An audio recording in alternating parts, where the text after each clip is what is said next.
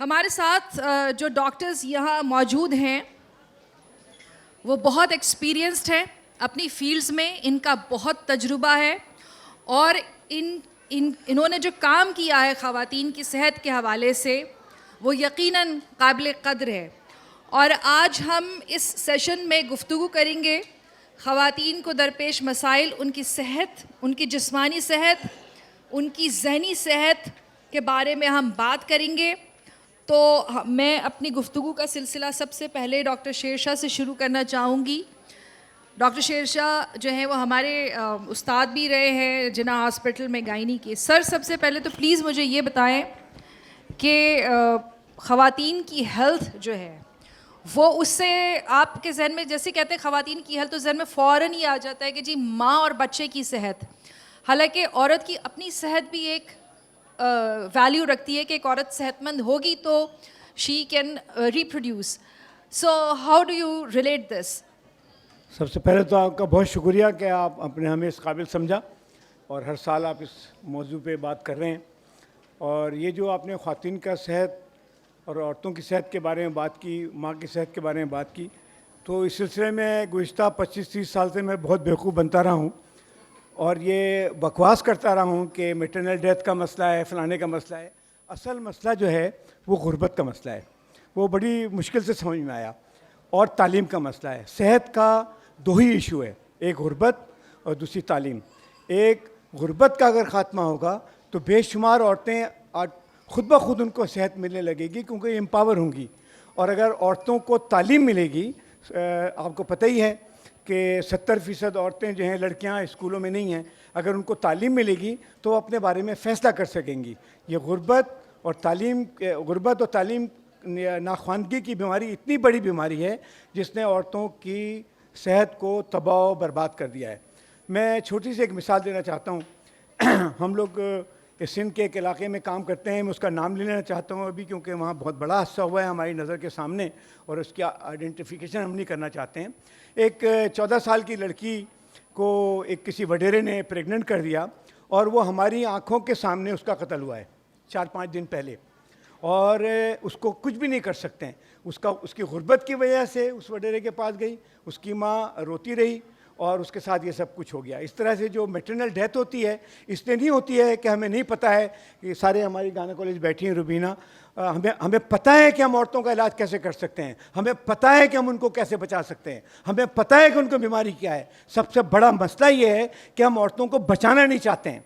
हम समझते नहीं है कि वो इम्पॉर्टेंट है, हम समझते नहीं है कि उनकी ज़िंदगी की कोई अहमियत है। वो इसलिए है कि समाज पूरा का पूरा जाहिल है, हमारे हुक्मरान जाहिल हैं, हमारी इस्टेब्लिशमेंट जाहिल है, उनको सिवाय अपने फ़ायदे के कुछ नज़र नहीं आता है। करोड़ों इंसान इस मुल्क में रुल रहे हैं, इसलिए जलील हो रहे हैं कि उनके पास ना तालीम है और ना उनके पास गुर्बत के बगैर कोई चारा है। तो किस्सा मुख्तसर कि औरत की सेहत या तमाम सेहत का इन्हिसार सिर्फ एक ही चीज़ पर है, वो है गुर्बत का ख़ात्मा और तालीम। और जब तक गुर्बत और तालीम का ख़ात्मा नहीं होगा, हमारे जैसे लोग टेलीविज़न पर आकर के अपनी मशहूरी करते रहेंगे कि हमने ये कह दिया, हमने ये कह दिया और मैटरनल डेथ के इतने मसाइल हैं और फलाने के इतने मसाइल हैं। ये मसले का हल नहीं है। कोई भी हुकूमत, कोई भी पार्लियामेंट सीरियस अगर है औरतों के बारे में तो उनको एक ही काम करना चाहिए कि औरतों की गुर्बत को ख़त्म करें, उनको एम्पावर करें और उनको तालीम दें कि वो पूरे इस मर्दाना समाज से खड़े होकर आंख में आंख मिला के बात कर सकें। जी, आपने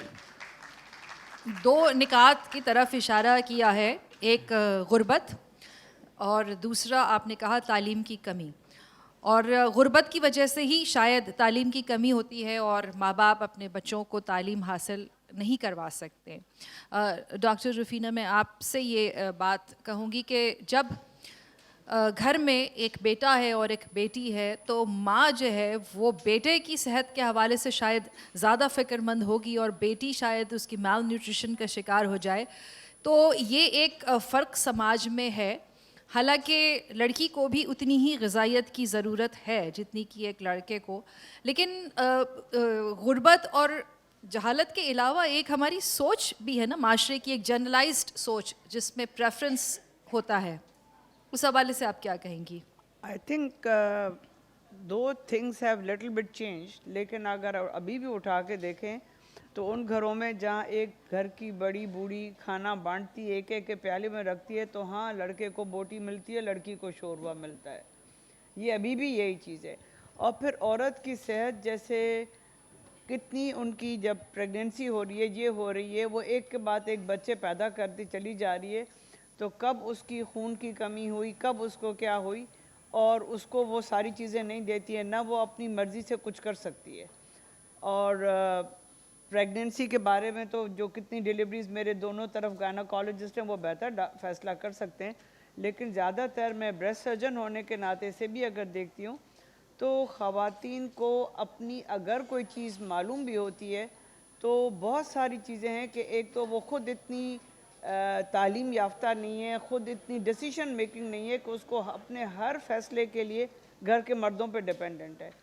और मैंने अच्छी अच्छी पढ़ी लिखी औरतों को भी देखा है कि बाज़ दफ़ा उनकी भी जो डायग्नोसिस डिले होती है, क्योंकि या तो अपने घर वालों का ख्याल करती हैं, अपने बच्चों की सेहत पे तवज्जो देती हैं, अपने आप को भूल जाती हैं कि उसकी शादी करानी है, उसको ये करना है, और अपनी सेहत जो है उस पर आखिर में आती है, जबकि वो बीमारी बहुत फैल जाती है। और अगर घर के मर्दों को बताते भी हैं तो वो लाने में उनको लेट कर देते हैं, और जबकि बीमारी बहुत फैल चुकी होती है। और अगर किसी को वो समझते हैं उनको ऑपरेट किया तो जैसे वो डिफॉर्मिटी हो गई है, वो बेकार हो गई है, इतने पैसे कौन लग जाएगा, इतने में तो दूसरी शादी हो जाएगी। हाँ। तो उन चीज़ों को हमको बहुत फेस करने को मिलता है। जी हाँ। हम एक शादी में गए, और आप लोग अक्सर जाते होंगे, तो जब निकाह होता है तो वो जो निकाह ख्वाह हैं वो जब दुआ करते हैं तो वो ये भी दुआ करते हैं कि अल्लाह ताला आपको औलाद नरीना अता करे। तो ये एक हमारे माशरे की सोच है कि कभी किसी को कोई बेटी की दुआ नहीं देता कि अल्लाह आपको बेटी अता करे, हालांकि बेटी जो है वो खुदा की रहमत है। तो एक जनरलाइज्ड एक सोसाइटी की सोच होती है, और वही सोच जो है वो नस्ल दर नस्ल चलती रहती है। तो बेटा और बेटी दोनों अल्लाह की नेमत है, और अल्लाह जिसे चाहता है बेटा देता है, जिसे चाहता है बेटी देता है, जिसे चाहता है दोनों देता है, और जिसे चाहता है नहीं देता है। तो डॉक्टर रुबीना, आप मुझे ये प्लीज़ बताइएगा कि हमारे यहाँ बहुत ज़्यादा प्रेशर होता है कि जैसे ही लड़की बड़ी होती है, एक तो सोसाइटी का प्रेशर होता है कि फ़ौरन उसके हाथ पीले कर दिए जाएं। दूसरा, शादी के फ़ौरन बाद लड़की पे प्रेशर होता है कि जी हमें खुशखबरी कब सुना रही हो। तो इस हवाले से प्लीज़ बताएं कि लड़की की सेहत, लड़की का कंसेंट, दोनों का, हस्बैंड एंड वाइफ का बच्चे के लिए, तो उस हवाले से प्लीज़ आप हमें बताएं। ज़रा तवज्जो करें प्लीज़, जो पार्टिसिपेंट्स गुफ्तगू करें उस पर तवज्जो करें, थैंक यू। हमारे पास ऐसी भी लड़कियां होती हैं जो शादी को दोनों एक्सट्रीम्स हैं हमारी सोसाइटी में, कि शादी को 3 महीने हो गए और वो आ गई, सास ले आई, वालदा ले आई, और उनको प्रेशर हो गया कि भाई बच्चा जल्दी जल्दी चाहिए। पहले तो बच्चा, फिर मेल चाइल्ड तो दूसरी बात है। और अब एक मैं देखी हुई एक रुझान जो हमारी कुछ एजुकेटेड और वो है, कुछ ऐसे भी कपल्स हैं जो कहते हैं हमें चाहिए ही नहीं बच्चा, बड़ी जिम्मेदारी है और हम नहीं चाह रहे, बच्चा ही नहीं चाह रहे, सारी उम्र नहीं करें। तो दोनों एक्सट्रीम्स हैं, लेकिन ज़्यादातर ये है कि प्रेशर बच्चे का। और मैं उनसे पूछूं तुम्हें क्यों, अभी तो तुम्हारे चलो 1 साल हुआ है शादी को, तुम कौन कहता है, तुम्हें कोई कहता है या तुम्हें नहीं? ज़्यादातर औरतें कहती नहीं, हमें ख़ुद भी है। लेकिन फिर वो जब औरतों को ये कॉन्सेप्ट है कि लड़का हो जाएगा या बच्चा हो जाएगा तो सिक्योरिटी मिल जाएगी, जबकि मैं कहती हूँ जिसको छोड़ना होगा वो 10 बच्चों पे भी छोड़ेगा, और अगर वो बुरा है तो फिर व्हाट्स द पॉइंट के बच्चे और पैदा कर करके और मुसीबत करनी। और जो अगर वो है, अगर इतने हम मिसालें हैं कि बच्चे नहीं हैं लेकिन हैप्पीली मैरिड कपल है, लेकिन वो हमारी औरतें उसको एज ए सिक्योरिटी समझती हैं कि बच्चा हो जाएगा तो ज़रा सिक्योरिटी हो गया, मेल बच्चा हो गया तो और ज़्यादा सिक्योरिटी हो जाएगी। लेकिन इनको कितना ही समझाने की कोशिश करो, लेकिन वो जो एक हमारे सब कॉन्टिनेंट में इस कॉन्सेप्ट के, हालांकि इस्लाम में इतने हुकूक हैं औरतों के, लेकिन हम लोग इस कॉन्सेप्ट के साथ पले बढ़े हैं कि बस बिकॉज ऑफ द कल्चरल जो हम लोग सब कॉन्टिनेंट के भी, अब एक दफ़ा डोली उठी है तो वो पिटते रहो, ये करो वो करो, लेकिन अब बढ़ती उठेगी। जी, जो चाइल्ड बर्थ की आइडियल एज क्या होती है कि आपकी जो ह्यूमन बॉडी है उसकी जो बोन्स आफ्टर 18 आफ्टर 18 और अगर 18 साल से पहले कोई बच्ची माँ बनती है तो ऑब्वियसली क्या शी इज नॉट उसकी ready, she is not ready. तो ये हमारे प्लीज़ आप ऑडियंस को बताएं कि कम उम्र की शादी के क्या नुकसानात होते हैं। जितने कॉम्प्लिकेशंस होते हैं, एक तो मेंटली बच्ची इतनी मैच्योर नहीं होती है कि बच्चे संभाले, और दूसरी फिज़िकली भी कि वो इतना, क्योंकि बच्चे को पैदा करना बहुत बड़ी जिम्मेदारी है। वाकई बच्चे पूरी रात जगाते हैं, उनकी रिक्वायरमेंट होती है। ये तो हमारे माशरे में फिर भी सपोर्ट सिस्टम है, लेकिन ये और फिर आगे चल के मैं थोड़ी देर आपको मेनोपॉजल औरतों पे भी टच करेंगे हम, क्योंकि वो मेरा स्पेशल इंटरेस्ट है। लेकिन ज़ाहिर है जल्दी शादी करने से बहुत बच्चियाँ वो होती हैं, मैच्योर होती हैं, नहीं हैंडल कर पाती हैं बहुत मेंटली एंड फिज़िकली। तो बेहतर है कि जब वो ख़ुद मैच्योर हों और ख़ुद डिसीजन लें तब बच्चे पैदा करें। जी डॉक्टर आयशा, आप जो हैं वो नफ्सियात बहुत समझती हैं और आपके सामने बहुत सारे पेशेंट्स आते होंगे। हमारे यहाँ जो है वो आपकी बॉडी में कोई प्रॉब्लम है, कोई बीमारी है तो उसके लिए तो इलाज कराते हैं, मगर साइकियाट्री एक ऐसी चीज़ है कि लोग बस घबराते हैं उससे। यूजुअली लोग साइकियाट्रिस्ट के पास नहीं जाते हैं। कैसे इस चीज़ को आप चाहती हैं कि माशरे में लोगों को पता चले कि हाँ ये भी ज़हनी तौर पर भी लोग बीमार होते हैं और उन्हें काउंसलिंग की ज़रूरत होती है और ट्रीटमेंट की ज़रूरत होती है। How important it is specially in women because बिल्कुल। सो थैंक यू माँ फॉर इनवाइटिंग मी एंड बहुत बहुत शुक्रिया, और आप सब लोगों का बहुत शुक्रिया आने का। तो मैं माहिर नफ्सियात हूँ एंड बहुत ज़्यादा मेरा अगर मैं लोगों को बल्कि हंसते भी हैं, सबसे पहले मैं ये कहती हूँ कि देखें सारे जो माहिर नफ्सियात हैं ना वो ज़्यादातर मेरे जैसे लगते हैं। तो हम ऐसे ही हैं, बिल्कुल नॉर्मल हैं, बिकॉज़ लोगों के दिमाग में होता है कि पता नहीं माहिर नफ्सियात के पास जाएंगे तो कैसे होंगे, वो ख़ुद भी थोड़े पागल होंगे, वो जो एक सारा उनका एक आइडिया होता है। बहुत ज़रूरी है ये समझना कि आपका जो ब्रेन है वो उसी तरह आपकी बॉडी का ऑर्गन है जैसे आपके दूसरे ऑर्गन्स हैं, ठीक है। जैसे आपका लुबलुबा है, आपका दिल है, आपके गुर्दे हैं, इसी तरह आपका ब्रेन भी एक ऑर्गन है, नहीं? और जिस तरह दूसरे ऑर्गन्स जो है वो बीमार हो सकते हैं या बीमारी की तरफ जा सकते हैं, इस तरह ब्रेन पे भी जो है जब सोजिश आती है, किसी किस्म का दबाव पड़ता है तो उससे आपके इलनेसेस होते हैं। तो जो ब्रेन की रिलेटेड बीमारियां हैं वो कोई मैजिकल बीमारियां नहीं हैं कि ये सिर्फ आपके जहन में है, वो कोई ऐसी चीज़ नहीं है कि एग्जिस्ट नहीं करती, दे रियल, बिल्कुल ऐसी जैसे दूसरी बीमारियां हैं, और उनका इलाज उसी तरीके से ज़रूरी है जैसे हम दूसरी बीमारियों का इलाज करते हैं। किसी भी बीमारी का इलाज में आपकी दवा भी इस्तेमाल होती है। अगर आपको ब्लड प्रेशर हुआ है तो नमक भी कम करना है, एक्सरसाइज भी करनी है, ऑयल भी कम करना है, और अगर दवा की ज़रूरत है तो दवा भी लेनी है। इसी तरह जब आपको ब्रेन की रिलेटेड, दिमाग की रिलेटेड कोई बीमारी होती है तो आपको आपका लाइफस्टाइल भी चेंज करना है, आपको आपके स्ट्रेस कम करना है, थेरेपी करवानी है, काउंसलिंग करनी है, और जब दवा की ज़रूरत है तो दवा भी लेनी है। तो बिल्कुल आई थिंक ये जो एक स्टिग्मा है कि पता नहीं ये तो पागल हो गए या कुछ हो गए। और एक और चीज़ जो बहुत ज़्यादा ज़रूरी है कि ज़्यादातर 98% मरीज़ जो जहनी बीमारियों के साथ में जिनको होती हैं जहनी बीमारियां, वो हम आप जैसे लगते हैं। जो हमारे दिमागों के अंदर एक पिक्चर है ना कि वो हस्पताल में जो हमने मंटो देख ली या कोई और देख ली कि वो हस्पताल में होते हैं, और बहुत जो हमारे टीवी में भी उसमें भी दिखाते हैं कि ये पागल हो गए हैं या अजीबोगरीब बातें कर रहे हैं, वो बहुत सिवियर 1-2% मरीज़ होते हैं। 98% हम आप जैसे होते हैं। पाकिस्तान में इस वक्त 1 in every 4 मतलब 25% लोगों को कोई ना कोई जहनी दबाव या जहनी मर्ज़ है इस वक्त। तो इस वक्त इस कमरे में ही बैठे हर चौथे बंदे को कोई ना कोई एंजाइटी, कोई ना कोई डिप्रेशन, कोई ना कोई स्ट्रेस ज़रूर है जिससे वो गुजर रहे हैं, ठीक है। और विमेन ऑब्वियसली बिकॉज उनके साथ और दूसरे मसले मसाइल उनकी बिटवीन प्यूबर्टी और जो मेनोपॉज की डॉक्टर रुबीना ने भी बात की उस दौरान, बिकॉज उनके अंदर बायोलॉजिकल हार्मोनल चेंजेस इतने ज़्यादा हो रहे होते हैं, तो वो इस एज ग्रुप में उनका ज़्यादा एक प्रेवलेंस होती है कि ये वाली जो बीमारियाँ या एंजाइटी डिप्रेशन की हैं ये ज़्यादा होंगी।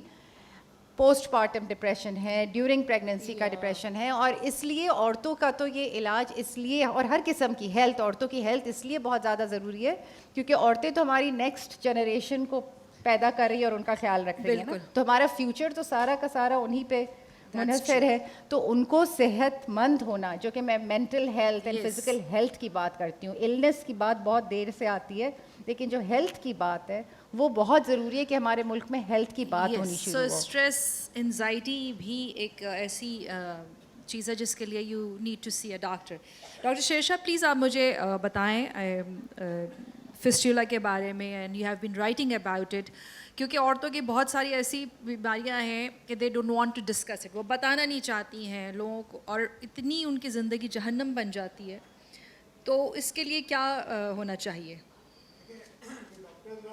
ज़रा माइक इनका खोल दें प्लीज़। हाँ, जो डॉक्टर हजरात हैं उनको तो पता है, लेकिन जो आम लोग यहाँ बैठे हैं उनको शायद ये नहीं पता है कि पाकिस्तान में अभी तक टीनेज शादियों का दौर है। गो के सिंध गवर्नमेंट ने कानून बनाया हुआ है कि 18 साल से उम्र की शादी नहीं हो सकती है, लेकिन 13 साल, 14 साल, 15 साल की बच्चियाँ उनकी शादी होती है, वो प्रेग्नेंट हो जाती हैं, वो ख़ुद इस काबिल नहीं होती हैं कि बच्चे पैदा करें, वो ख़ुद बच्चा होती हैं, और हमल के दौरान, लेबर के दौरान बच्चे का सर आके फंस जाता है, और ये सर जो फंसा हुआ होता है पेशाब की थैली और पखाने की नाली के दरमियान में होता है, और जब बच्चा मर जाता है 3-4 दिन के बाद, तब वो वहाँ से डिलीवर होता है कि उसका सर पिचक जाता है, लेकिन इस अरसे में पेशाब की थैली में सुराख हो जाता है या पखाने की थैली में सुराख हो जाता है, और ये पेशाब और ये पखाना मुस्तकिल बहता रहता है। इन बच्चियों को उनके शौहर छोड़ देते हैं, उनको घरों से निकाल दिया जाता है, वो अपनी माँओं के घर में आकर के कहीं किसी कोने में पड़े रहते हैं, इनको कोई देखने वाला नहीं होता है। और ये 99% गरीब लड़कियां होती हैं। ये हमारे घर में नहीं होगा, ये हमारे वज़ीरों के घर में नहीं होगा, ये हमारे फ़ौजियों के घर में नहीं होगा, ये हमारे ब्यूरोक्रेट्स के घरों में नहीं होगा, ये उन गरीब कंगले लोगों में होगा जो शहर के स्लम्स में रहते हैं, पहाड़ों में रहते हैं, सहराओं में रहते हैं, थर में रहते हैं, और ये 6-6 साल, 8-8 साल तक परेशान होती रहती हैं। फिर उनको पता लगता है कि फ़लाँ सेंटर में कोई आदमी इसका इलाज कर रहा है, उसके लिए आती हैं। अब ये इतनी बड़ी लानत है हमारे कौम पर कि ये अफ़गानिस्तान में होता है, ये ऐसे मुल्कों में होता है जो कि कबायली दौर से गुजर रहे हैं, और ये ऐसे मुल्क में नहीं होता है जहाँ पर एटम बम होता है, F-16 होता है, बड़े बड़े अफसरान होते हैं, बड़ी बड़ी कारें होती हैं, ऐसे मुल्कों में नहीं होता है। अमेरिका में फिस्टुला हॉस्पिटल 1928 में बंद कर दिया गया, हमारे मुल्क में ये लानत अभी तक चल रही है। सवाल ये है कि जो छोटी बच्चियाँ होती हैं, कौन इनको हक देता है कि इनसे शादी करने के टाइम इनसे पूछा जाता है? नहीं। इनको प्रेग्नेंट करने के दौरान इनसे पूछा जाता है कि आपको हमल होना है? जब इनका हमल हो जाता है तो इनको बताया जाता है कि आपका एंटीनेटल केयर होना है, और जब एंटीनेटल केयर नहीं होता है तो इनको कहा जाता है कि आप किसी मिडवाइफ को दिखाएं। इनके पास हर चीज़ थोप दी जाती है, और फिर इनके ऊपर एक ज़िंदगी भर की लानत ये होती है कि इनका पेशाब बहता रहे। हमारे पास मरीज़ आते हैं, पता नहीं कितने दिन की मसाफत तय करके आते हैं, उनको बसों से, ट्रेन से उतार दिया जाता है कि आप उतरें, आपसे बदबू आ रही है। और अफसोस की बात यह है कि 99% मरीज़ों का इलाज बहुत सादा ऑपरेशन से हो जाता है, लेकिन ये चीज़ अवेलेबल नहीं है। तो ये एक बहुत ही अफसोसनाक बात है। और अब वो लोग कहते हैं यार आप बहुत गुस्से में आ जाते हैं। बात ये कि अब 35-40 साल के बाद तो गुस्सा आ जाता है कि इतना बकबक कर रहे हैं और सरकार की समझ में नहीं आता है, लोगों की समझ में नहीं आता है। अब हमें ये भी समझ में आ गया है कि उनकी समझ में आता है, उनके लिए गरीब औरत की कोई वैल्यू नहीं है, गरीब औरत का समाज में कोई मुकाम नहीं है। गरीब औरत जैसे भी, अब वो डॉक्टर साहब कह रही हैं बीमारियों के बारे में, जहनी बीमारियों के बारे में, देखिए 20% से ज़्यादा लोग जहनी बीमारियों का शिकार हैं, और उसमें औरतों की एक बड़ी तादाद है। उन बेचारियों के लिए कोई मुनासिब सहूलत अवेलेबल ही नहीं है जहाँ पर जाकर के मामूली जहनी बीमारियों का इलाज कर सकें। हमारी पोस्टनेटल डिप्रेशन की औरतों को कोई देख नहीं पाता है, वो सुसाइड कर लेती हैं। तो ये तो एक बुनियादी निज़ाम जिसमें बेसिक बुनियादी सेहत की सहूलतें अवेलेबल नहीं है, उसमें ये सब चीज़ें होती रहेंगी। और अफसोस ये कि मुस्तकबिल में नज़र नहीं आ रहा है कि इसका कोई हल मौजूद है। जी, बात मायूसी की है, लेकिन सच यही है। जी, डॉक्टर रफ़ीना, आप ब्रेस्ट सर्जन हैं, और ये बहुत बाद में पता चलता है इसका, जब कार्सिनोमा आपके स्टेज आगे बढ़ जाती है तभी होता है।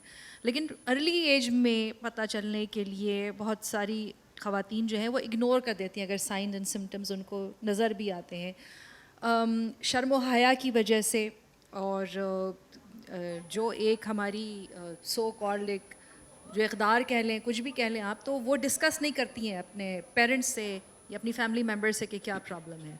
तो इसके लिए अवेयरनेस के लिए क्या करें कि आप ख़ुद जो है वो इस बात को समझें कि आपकी सेहत कितनी ज़रूरी है? आई थिंक पहले तो थोड़ा बहुत शऊर, पढ़ाई, तालीम, अखबार, किताब कुछ पढ़ने जैसी हों तो आपको बहुत सारी चीज़ें वैसे ही पता चल जाती हैं। और अभी भी आप देखें बहुत अच्छी भली ख़वातीन जो हैं अच्छे घरों से पढ़ी लिखी, वो भी आई थिंक अपनी सेहत पे औरत तवज्जो नहीं देती। वो सबका घर वालों का ख्याल करेगी, उसने खाना खाया, उसने नहीं किया, लेकिन अपनी सेहत पे हमें इतनी बड़ी बड़ी गुठलियों के साथ औरतें आती हैं, कब पता चला? रात को पता चला। तो क्योंकि शुरू में इब्तदाई मराहल में इसमें दर्द नहीं होता, जब दर्द नहीं होता तो कोई अपने आप पे तवज्जो नहीं देता। और अगर ख़ास तौर से यंगर ख़वातीन में अगर कोई चीज़ पता भी चल जाती है तो वो अपनी, जैसे आप सही कह रही हैं कि शर्म व हया के मारे या मुख्तलिफ़ वजूहात से वो घर की औरतों को ही नहीं बताती हैं। और अगर अपनी औरतों को, माँ बहन को बता भी दिया तो वो अपना एक टाइम ले लेती हैं मर्दों को बताने के लिए। और अगर किसी गैरशुदा शादीशुदा लड़की को हो गया तो उस पे सारे इल्ज़ाम आना शुरू हो जाते हैं, पता नहीं क्या किया है क्या नहीं किया, जिसकी वजह से ये प्रॉब्लम हो गया है। और ख़ास तौर से मैंने इसकी वजह से शादियां टूटती हुई देखी हैं। एक बेज़रर गुठली के लिए एक 25 साल की लड़की जो कि रोती आई कि मेरा शोहर मुझे डिवोर्स दे रहा है, 6 महीने शादी को हुए, और उसको बोला कि आके बात कर लें। उसकी नंद बात करने आई, लेकिन वो 2 महीने के बाद वापस आई कि मेरे पास डिवोर्स हो गई है, एज़ इफ़ के इसमें उस औरत का कसूर है। और अगर वो जाते भी हैं तो या तो औरत अभी भी डिपेंडेंट है कि वो अपनी सेहत के लिए, ट्रीटमेंट के लिए एक मर्द पे दारू, चाहे वो भाई हो या शौहर, उस पर डिपेंडेंट है। बायोप्सी करानी है तो भाई से पूछ लो, या कौन सी सर्जरी करानी है अब्बा से पूछ लो, कराना है नहीं कराना है औरत का फ़ैसला कुछ भी हो, लेकिन जो घर के मर्द ने बोला वही फ़ाइनल फ़ैसला हो जाता है। और अगर उसकी कोई मेजर सर्जरी हो गई तो समझ जाता है कि ये औरत तो बेकार है, उसको छोड़ दो, दूसरी कर लो, तीसरी कर लो। तो यस, ख़वातीन ऑलरेडी कैंसर लफ्ज़ ऐसा है कि किसी को भी हो उसके जहन पे बहुत तो प्रेशर आ जाता वो है। बिनाइन भी हो सकता है, बट आई थिंक इसके लिए कि मर्दों को भी पता होना चाहिए ये कि ये मैं तो कहती हूँ कि इसमें जितना जो है ज़िम्मेदार औरत है उससे कहीं ज़्यादा ज़िम्मेदार मर्द है। क्योंकि अभी भी देखें, अगर हमारे ब्रेड अर्नर्स हैं तो अभी औरत कर रही है, बहुत आगे आ रही है, लेकिन वो मर्द कर रहा है तो उसको पैसे देना, उसको मॉरल सोशल सपोर्ट देना, उसको इजाज़त देना कि अस्पताल तक पहुँचो, ऑपरेशन कराओ, कीमो कराओ, बाल गिर जाते हैं, किसी को कोई उस काबिल नहीं समझता कि जैसे उस औरत का कसूर है कीमो लगने से। तो आई थिंक अगर जिस औरत को सपोर्ट मिलती है आप उसको ट्रीटमेंट का पीरियड देखो, बहुत सहल हो जाता है। लेकिन अगर जिस औरत को सपोर्ट नहीं मिलती है उसको इस ट्रीटमेंट के, जो कि एक आसान मरहला नहीं है, गुजरना बहुत मुश्किल हो जाता है। जी हाँ, बिल्कुल। डॉक्टर रुबीना, प्लीज़ मुझे ये आप बताइए कि जैसे आप, एक औरत को राइट है कि वो ये फ़ैसला करे कि वो बच्चे चाहती है या नहीं चाहती है, कंसेंट की बहुत अहमियत है। और हम पहले अपने मरहले पे बात कर चुके हैं फैमिली प्रेशर की। ये मुझे एक बात आपसे पूछना है कि विलिंगनेस टू कैरी या प्रेगनेंसी, और लॉ क्या कहता है अगर आप नहीं रखना चाहते, और जनरलाइज सोच क्या है। क्योंकि जैसे डॉक्टर शेषा ने कहा कि एक 14 साल की बच्ची प्रेग्नेंट हो गई तो फिर वो अपनी जान से गई, राइट। तो किसी की जान बचाने के लिए या किसी दूसरे अवामिल की वजह से क्या औरत को ये राइट हासिल है? आपने कानून की बात की। जब हम इंग्लैंड में काम करते थे, डॉक्टर शेरशाह भी उस ज़माने में वहीं थे, तो आपको कोई स्पाउस का, हस्बैंड की साइन नहीं चाहिए होती थी अगर आप ट्यूबलाइजेशन करें या हिस्टेक्टमी करें। अनफॉर्चुनेटली हमें ये बताया गया कि पाकिस्तानी लॉ में the husband has a right over the woman's womb. तो हम बड़े मोहतात होते हैं मियाँ के साइन के बग़ैर ट्यूबलाइजेशन या हिस्टेक्टमी करते हुए। एक दफ़ा एक खातून मेरे पास आई और कहने लगी कि मेरी अलहदगी हो गई, और कुछ उन्होंने ऐसा वाक़या सुनाया कि मेरा भी दिल दहल गया कि वो अब्यूज़ करता था बेटी को, और अब मैं अकेली कमाने वाली हूँ और मुझे इतने हैवी पीरियड्स आते हैं और मेरा आप हिस्टेक्टमी कर दें। मैंने कहा बिल्कुल जायज़ है, और वाकई एनीमिक हो गई थी, मैंने उसकी हिस्टेक्टमी कर दी। थोड़े दिन बाद पता चला उसकी डिवोर्स हुई थी, अलहदगी थी। तो अब हम डिवोर्स नामा तो नहीं चेक करते, उसने मुझे लेटर भेज दिया लॉयर के थ्रू, प्रेशर के, आपने मेरी बीवी का ऑपरेट किया, और लॉयर का लेटर, बहुत पुरानी बात है ये, और मेरी इजाज़त के बगैर किया। अब वो जो भी उनके झगड़े चल रहे थे, हम भी उसके बीच में, खैर वो रफा दफ़ा हो गया, लेकिन this is the law of the land के हस्बैंड की राइट होती है जी, अनफॉर्चुनेटली। अब जहाँ का औरतों का हमारे आप हुकूक की बात करें, डिफरेंट स्ट्रेटा से हम डील करते हैं, लेकिन ज़्यादातर औरतें जो एवरेज चले मिडिल क्लास ले लें, आपने क्या करवाना है जैसे वो कहें उनसे पूछ लें। मैंने कहा उनसे क्या पूछने, तुम्हारा जिस्म है, तुम भी कोई फ़ैसला करो। नहीं, जैसे वो कहेंगे वैसे होगा। तो कुछ हमारी औरतों के अंदर भी ये है कि फॉर वट एवर रीज़न, या इतना सबमिसिव उनको बनाया गया है कि जैसे वो कहेंगे बस वैसे कर। And what to do with the rape victims? Rape victims के साथ तो आप जितना हेल्प कराएं उतना वो है, मतलब रेप विक्टिम्स का तो कोई वो ही नहीं है कि आप उनको वो करें, जितना सपोर्ट करें उतना कम है। लेकिन एक और मैं किस्सा सुनाऊंगी। मैं लिफ्ट में जा रही थी, एक साहिबा सर पे पट्टी, पुरानी शायद मेरी पेशेंट थी, उन्होंने मुझे सलाम किया। मैंने कहा खैरियत क्या हुआ? कहने लगी मेरे मियाँ ने मुझे डंडा मार दिया। मैंने कहा अच्छा।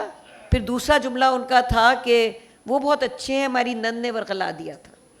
शुक्र है लिफ्ट का दरवाज़ा खुला और मैं निकल गई, वरना मेरा तो बस होता तो मैं दूसरा डंडा उनको मारती। वो बहुत अच्छे, डर सर फटा हुआ है, पट्टी लगी हुई है, सीटी स्कैन से आ रही हैं, लेकिन वो बहुत अच्छे हैं, हमारी नंद ने वर्गला दिया था, चाहे बोले सर फटाओ। तो हमारी औरतें खुद भी तो ऐसी हो गई हैं कि पहले औरतों को खुद अपनी राइट के लिए बोले तो फिर उनको माशरा भी सपोर्ट करे।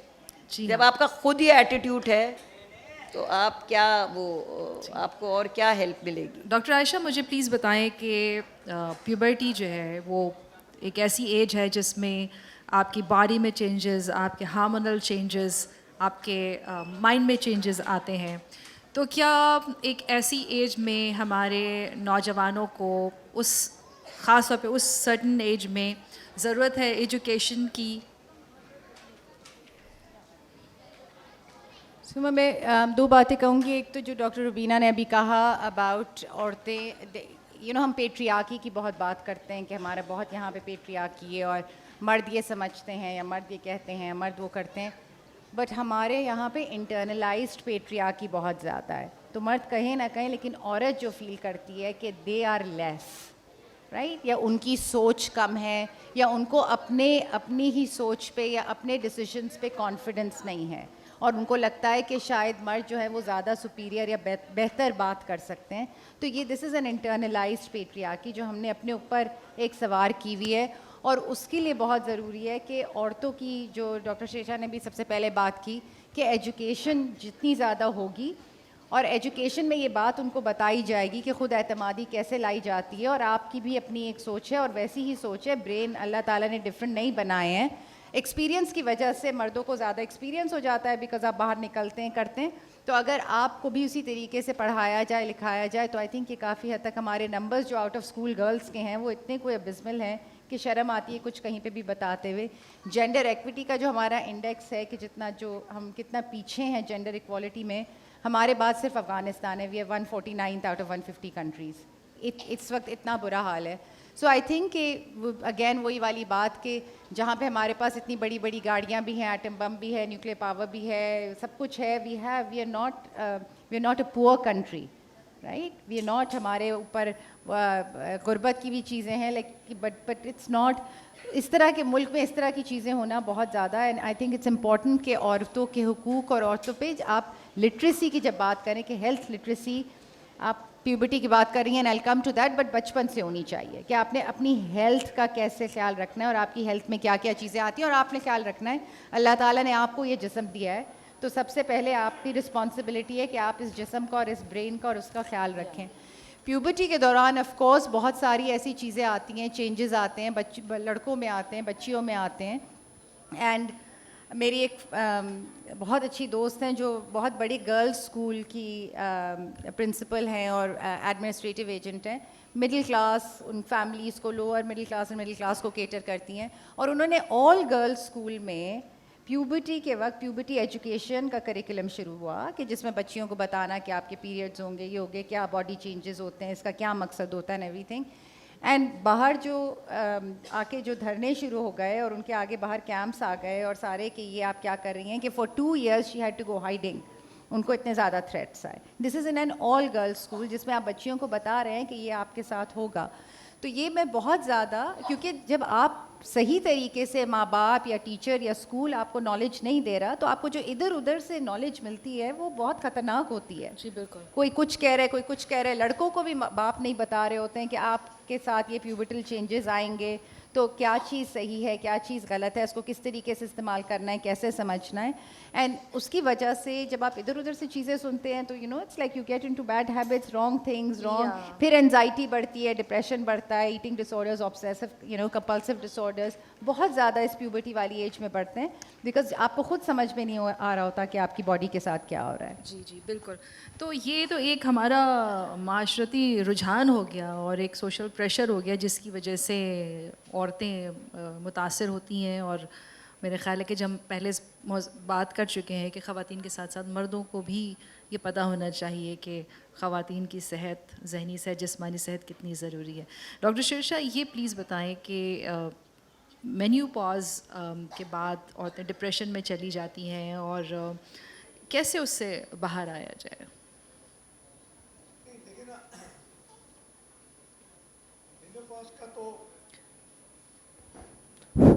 मेनोपॉज तो पता ही है हमें कि एक मखसूस उम्र के बाद औरतों को सन्यास जिसको कहते हैं वो हो जाएगा, और उसके साथ कुछ हार्मोन कम हो जाएंगे और उनमें उसकी वजह से कुछ कमी होगी। जैसे डायबिटीज़ में आपको इंसुलिन नहीं है तो उसकी वजह से मसाइल होंगे, अगर मैं चश्मा नहीं लगाऊंगा तो मेरे देखने के मसाइल होंगे, उसकी रिप्लेसमेंट तो हो जाती है।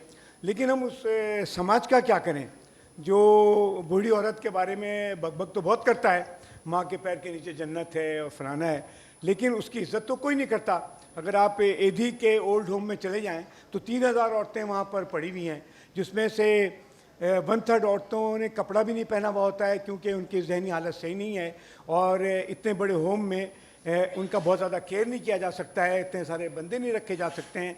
मेहरबानी एधी साहब की ये है कि इतना बड़ा सेंटर उन्होंने बना करके कम से कम उनको इज़्ज़त का खाना मिल रहा है। तो ये जो समाज का मसला है, ज़्यादा मसला है। यही बूढ़ी औरत 70-80 साल की औरत लंदन में गाड़ी चला रही होती है, डेनमार्क में साइकिल चला रही होती है, समाज कोई सवाल नहीं करता है क्योंकि उनको बुनियादी सहूलतें मुहैया होती हैं। वो बुनियादी सहूलतें जब तक मुहैया नहीं होंगी, जब तक कि हमारे मुल्क के अवाम मौलवियों के असरात से बाहर नहीं निकलेंगे, जब तक मौलवियों को ये नहीं कहा जाएगा कि ये जो बड़े बड़े प्रोफेसर हैं दूसरी तीसरी बीवी कर लेते हैं और उनकी 18-19 साल की बीवी कहती है कि अल्लाह का हुक्म है यही है कि आप 3-4 शादियां कर सकते हैं, तो ये जो बकवास जब तक चलती रहेगी, जब तक औरत को उसका मुकाम मर्द के बराबर नहीं दिया जाएगा, इस तरह के मसाइल चलते रहेंगे और ये ख़त्म होने वाले नहीं हैं। इसके लिए आप देखें कि 4 मिनट में जुलूस निकल आएगा, बेकार की बातों पर टेलीविज़न पे इतने प्रोग्राम खर्च किए जाएंगे। जो बुनियादी मसला है, 70% लड़कियां स्कूल नहीं जाती हैं। जो बच्चे स्कूल जाते हैं उनको बताया जाता है कि औरत जो है 2nd और 3रे दर्जे की औरत है, उसको इतनी अहमियत समाज में नहीं मिलनी चाहिए। जब मर्द की ट्रेनिंग ही यही होगी, उसका दिमाग ही बनाया जाएगा और प्रैक्टिकली वो देखेगा कि मेरा बाप मेरी माँ को मारता है तो इस ओके, तो वो भी अपनी बहन को मारता है। बड़ी बहन को छोटा भाई बोलता है ये बाजी दुपट्टा पहनो, बाजी ये करो, बाजी तुम बाहर मत जाओ। तो ये कौन कर रहा है? ये हमें समझना चाहिए कि इस मुल्क के वो जो नाम नहाद, अब फजलुर रहमान साहब ने बड़े क्या कह दिया, बकवास कर दिया। शुक्र है कि अनवर मकसूद का उसने कह दिया कि फजलुर रहमान साहब की लगता है कोई माँ ही नहीं थी, ये बगैर माँ के पैदा हो गए। तो इस किस्म के जो मौलाना हजरात हैं, जो आप देखते नहीं हैं यूट्यूब पर, अजीब अजीब लोग कैसी कैसी बातें औरतों के जिस्म में बयान कर रहे होते हैं और बड़ी बड़ी दाढ़ी लिए हुए लोग बैठे उससे महसूस हो रहे होते हैं, ये हम देखते हैं ना रोज़। तो जब तक इसका खात्मा नहीं होगा, ये पॉसिबल नहीं है कि औरत का उसका हुकूक मिले। और औरत का हुकूक उसी वक्त मिलेगा जब उसको तालीम दी जाए, उसको एम्पावर किया जाए, उसकी गुर्बत का खात्मा किया जाए। जब एक हमारे पास मिडवाइफ आती है गांव देहात से, मैट्रिक पास लड़कियां आती हैं, सर उनका झुका हुआ होता है, आंख उठा के बात नहीं करती हैं, लेकिन 6 महीने के अंदर वो इंग्लिश बोलना शुरू कर देती हैं, उनको वजीफ़ा मिलता है। जैसे ही वो एम्पावरमेंट होती हैं, पास होती हैं, उनको 25-30 हज़ार की नौकरी मिल जाती है, उनका अंदाज़ बदल जाता है। वो अपने सारे छोटे भाई बहनों को पढ़ा देती हैं। बड़ा भाई गुटके ही खाता रहता है, पतंगी उड़ाता रहता है, लेकिन छोटे भाई बहनों को पढ़ा देती हैं, इसलिए कि उनके पास तालीम है। तालीम से बड़ी नेमत कोई नहीं है। और हमारी सारे सियासतदान,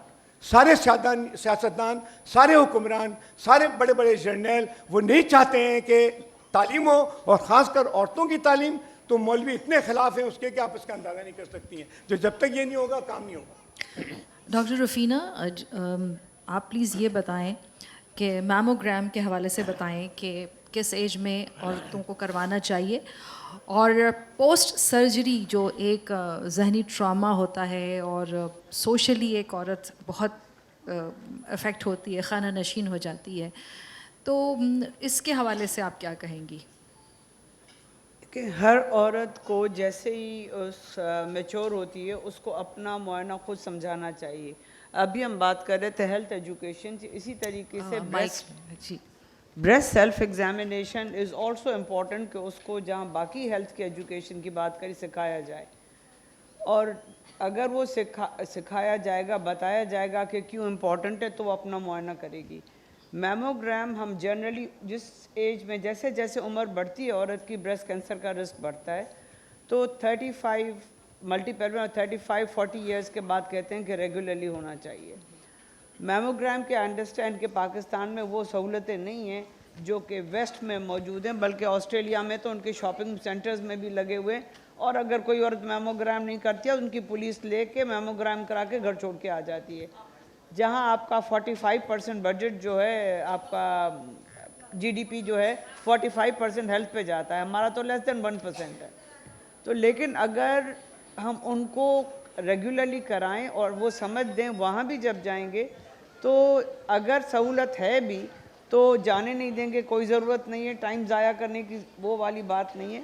बल्कि अभी जब हम बात करें, यस आई अंडरस्टैंड कि एजुकेशन इज़ वेरी इंपॉर्टेंट, लेकिन हमारे ना सिर्फ घर के लोग उस पर करते हैं, पड़ोस वाले, मुआशरे वाले, वो भी बहुत इंटरफेयर करते हैं, और लोग छुप छुप के आते हैं अपनी बच्चियों को लेके, कोई मुख्तलिफ बहाने से अस्पताल लेके जान। डॉक्टर साहब दिन को कर दें ताकि सुबह आके शाम को घर चले जाएं, किसी को पता नहीं चलना चाहिए। और एक मेरे पास अभी भी नहीं बोलती, डाउ ग्रेजुएट एक डॉक्टर, और बहुत लोकली एडवांस डिजीज़ के साथ आई, एंड आई वाज सरप्राइज कि आपको क्या हो गया है। तो उसने कहा कि मैं बड़ी मुश्किल से, मेरे अब्बा ने कराची में पढ़ाया, लेकिन इसके बाद KPK के एक गाँव में हम लोग बिलोंग करते, वहाँ लेके गए। वहाँ ख़ानदान वालों ने बोला अब अगर आ गई हो तो अब तो वापस नहीं जाने देंगे, बहुत आपने बेटी की ऐशी करा दी। इसी दौरान उसको पता चल गया, she was aware of it, लेकिन वो वहाँ से गांव से उठा के बेटी का इलाज करके कराने शहर कैसे लेकर आए।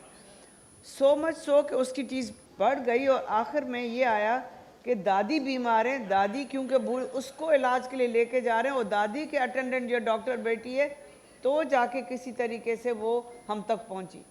तो आपको ना सिर्फ जो आपके घर के इमीडिएट लोग अफेक्ट करते हैं, बाकी जैसे आपका अड़ोस पड़ोस वाले सब लोग आपकी आड़े आते हैं कि किसी तरीके से लड़की को अगर अस्पताल लेके गए और अगर ब्रेस्ट सर्जरी करा दी तो जानी पता नहीं कौन सा गुनाह हो गया। जी बिल्कुल। डॉक्टर रुबीना, मुझे आप ये बताएं कि अब तो मैटरनिटी होम्स हैं, गायनी वार्ड्स हैं, और बड़े अच्छे अच्छे डॉक्टर्स हैं, और अच्छे से डिलीवरी हो जाती है और पोस्ट डिलीवरी केयर भी हो जाती है, लेकिन अब भी कुछ दूर दराज इलाके हैं जहाँ पर ख़वातीन को ये सहूलियात मैसर नहीं है।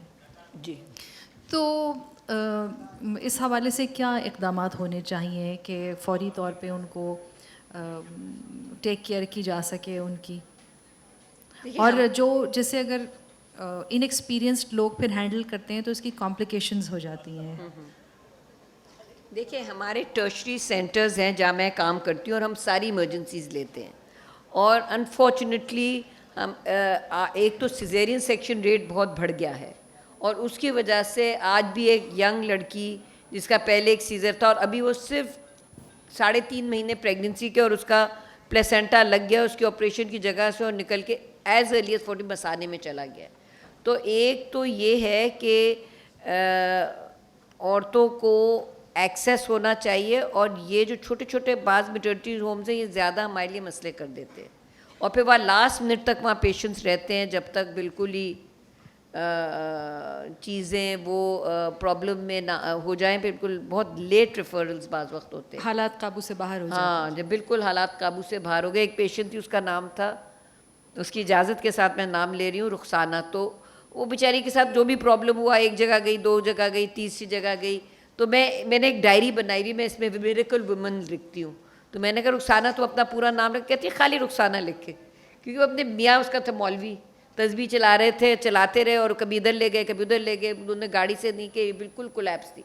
उसकी सिर्फ कैरोटिड पल्स थी। मेरी अम्मी उस वक्त हयात थी, मुझे याद है, वो गई, उन्होंने कहा इसकी सिर्फ कैरोटिड है, लेकिन माशाल्लाह वो अल्लाह ने उसको बचा लिया। तो ये है कि जो डिलेज़ होते हैं ना, घर के डिले, फिर ऐसी जगह इधर से उधर, उधर से उधर जाने में जो डिलेज़ होते हैं ना, इससे औरतों की जान पे बहुत वो अगर जल्दी सही जगह पहुंच जाएं तो फिर भी बचत हो सकती है, लेकिन ये डिले से बहुत, देखिए अनअवॉइडेबल कुछ कॉम्प्लिकेशंस होते हैं, लेकिन कुछ ये जो डिले करते हैं ना, इससे बहुत मसाइल बढ़ जाते हैं।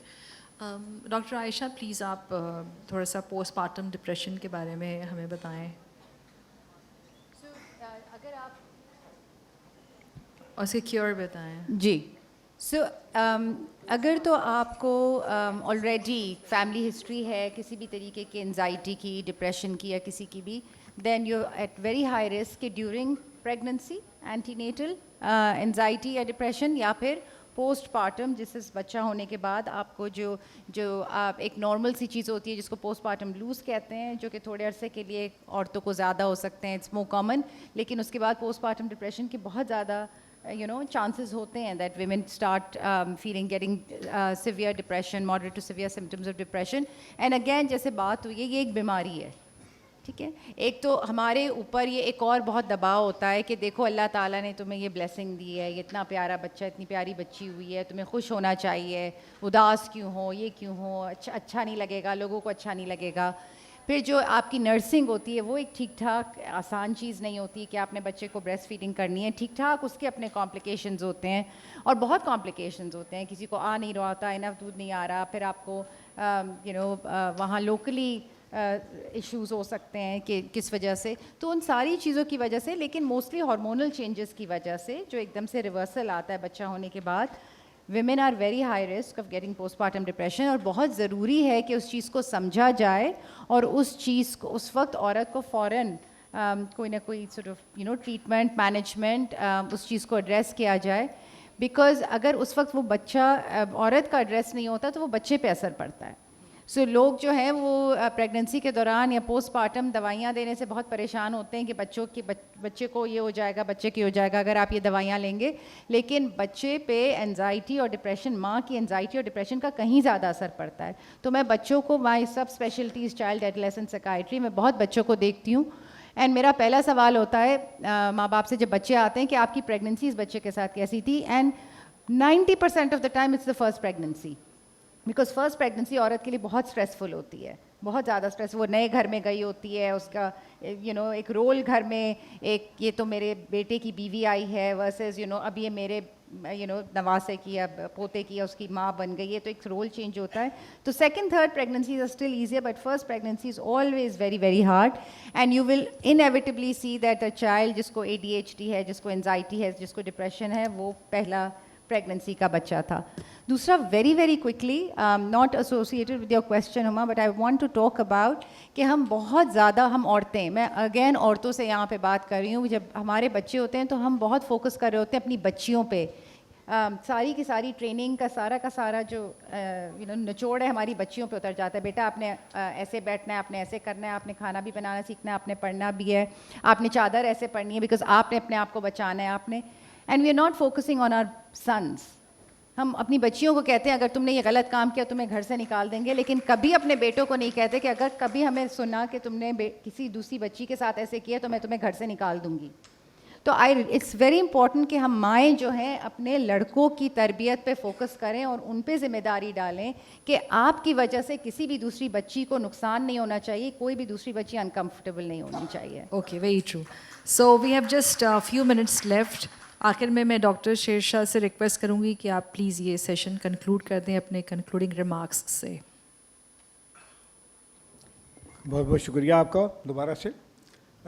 देखें, बुनियादी तौर पर तो इस सेशन में जो बातें की गई हैं उसमें डॉक्टर साहब ने बिल्कुल सही फरमाया कि ब्रेस्ट डिजीज़, ब्रेस्ट का कैंसर एक इतना बड़ा मसला है, और मैं ख़ुद इस बात का गवाह हूँ कि बहुत सारे लड़कियों की इस वजह से तलाक हो गई कि उनके ब्रेस्ट में, छातियों में कुछ गुठलियाँ थीं, जिनकी वजह से शक पैदा हो गया कि ये तो नहुसत की निशानी है और इस लड़की के करतूत ही ऐसे हैं कि इसको तो ये होना था। तो ये एक बड़ी बुरी बात है और समाज में इसके बारे में कोई हल भी नहीं है, बल्कि छातियों के कैंसर के बारे में बहुत सी पब्लिक मैसेजेस को आप फैला भी नहीं सकते हैं, क्योंकि बहुत सारे मर्द इसका बहुत बुरा मानते हैं। और डॉक्टर रुबीना हमारी बहुत तजुर्बाकार औरतों की अमराज के माहिर हैं। उन्होंने बिल्कुल सही कहा कि जब तक औरतों की जो अमवात है हमल के दौरान, उसका मदावा उसी वक्त मुमकिन हो सकता है जब उनको बुनियादी सेहत की सहूलतें मुयसर हो। डॉक्टर आयशा ने भी ये बात बिल्कुल दुरुस्त फरमाई कि जहनी अमराज को जानने की इससे बड़ी तौहीन क्या हो सकती है कि आम आदमी ये समझता है कि जहनी अमराज का इलाज करने वाले खुद ही पागल हैं। तो अब अगर आप एक मालिश को कह रहे हैं पागल है, तो अपने घर वाले को पागल के पास कैसे ले जाएंगे? हमें सबको ये बात समझना चाहिए कि 20% से ज़्यादा आबादी जहनी अमराज का शिकार है, और डॉक्टर आयशा मुझसे मुत्तफिक होंगी कि ज़्यादातर जहनी बीमारियों का इलाज ये नहीं है कि बेटे की शादी कर दो तो सही हो जाएगा। ये नहीं है। ज़्यादातर जहनी बीमारियों का इलाज मौजूद है, उसके लिए दवाएं मौजूद हैं, उसके लिए काउंसलर्स मौजूद हैं, उसके लिए साइकोलॉजिस्ट मौजूद हैं, लेकिन समाज ये समझते ही नहीं है। वो समझता है कि वह जहनी बीमारी तो है नहीं, और लड़के की वो बीमारी है तो उसकी शादी कर दो सही हो जाएगा। वो बताते हुए तक भी नहीं है कि भाई इस लड़के का बाप ने ख़ुदकशी की थी, इसके ख़ानदान में ये बीमारी है और इसका इलाज ये नहीं है। तो ये जो आप लोग ये काम कर रहे हैं आर्ट्स काउंसिल के ज़रिए, इसके बारे में आगाही फैला रहे हैं, ये एक बहुत बड़ी खिदमत है और इसको जारी रहना चाहिए। और आखिर में मैं अपनी बात को दोबारा से दोहराऊँगा कि ज़्यादातर बीमारियों का इलाज उसी वक्त मुमकिन होगा जब आम लोगों में गुर्बत ना हो और उनमें तालीम हो कि वो अपने बारे में समझें, अपने हुकूक को समझें और उसके इलाज के लिए ऐसी जगहों पर जा सकें जहाँ पर उनका मुनासिब इलाज हो सके। Thank you so much. बहुत बहुत शुक्रिया। मैं आप सब लोगों की आमद का शुक्रिया अदा करती हूँ। Thank you everyone.